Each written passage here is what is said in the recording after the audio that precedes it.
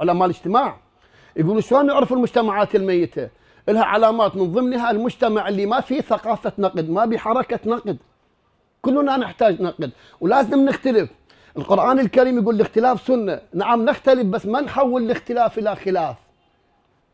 خلينا نختلف، أنا لي رأي أنت لك رأي، وترى هذا الاختلاف بالرأي يثري الساحة، ينطي نتاجات ما تتقبل. أنت هسه بن خالة المرجع ذات نقده يابا بن خالته يقول شكو بك ابنه، معقولة ابن المرجع ما يفتهم؟ يابا الله تعالى قبل 1400 سنة انطانا يعني قواعد، قال ابن آدم انحرف. مو آدم شخصية اصطفائية اخوان، ان الله اصطفى آدم أبو البشر نبي، شخصية الله اصطفاه. زين ابنه شنو؟ يشرب خمر، قاتل وبعدين انحرف وصار يعبد النار. ابن نوح وما أدراك ما نوح، انحرف لما انحرف. هاي آيات قرآنية. أما أولاد يعقوب 2 أوادم و10 شنو؟ إن أبانا لفي ضلال مبين. يعني يعقوب نبي ابن نبي ولده عقيدتهم بأبيهم شنو؟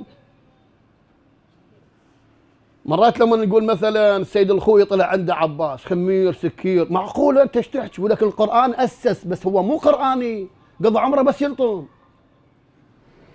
الله كفيلك قاضيها سناين وطلايب عذب احلى لي حسين صار متشيع، جابك على التشيع انت.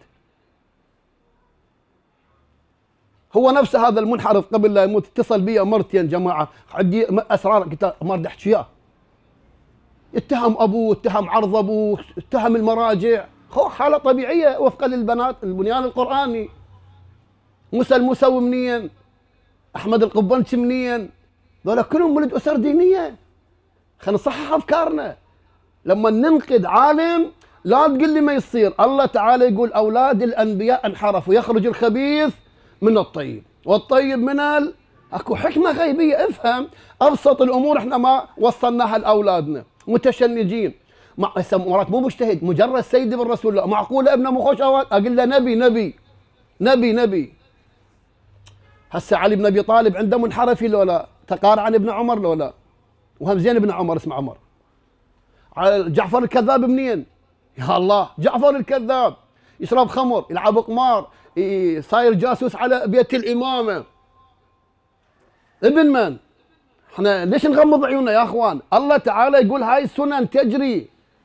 قد يكون افضل الناس واشرف الناس لازم الله يطلع منه شنو؟ خبيث. يخرج الخبيث من الطيب، سنه هاي لها حكمه. تعالوا خلينا نثقف اولادنا، لا. ولذلك ما ثقفناهم، صار المرض يستشري بنا حتى صرنا اخر الامم. بينما في اوروبا يشرب خمر ويزني ومرته عريانه لكن يتقبل النقد. ابو الشركه اول ما يقول انقدونا، الكيس اللي يخلي به البضاعه يقول اذا عندك نقد انقدنا. من خلال عمليه النقد نتكامل. احنا هذا ما حققناه باولادنا، بالذات بالمجال الديني. والله انا قلت مره نهتم برجل الدين اكثر من الدين.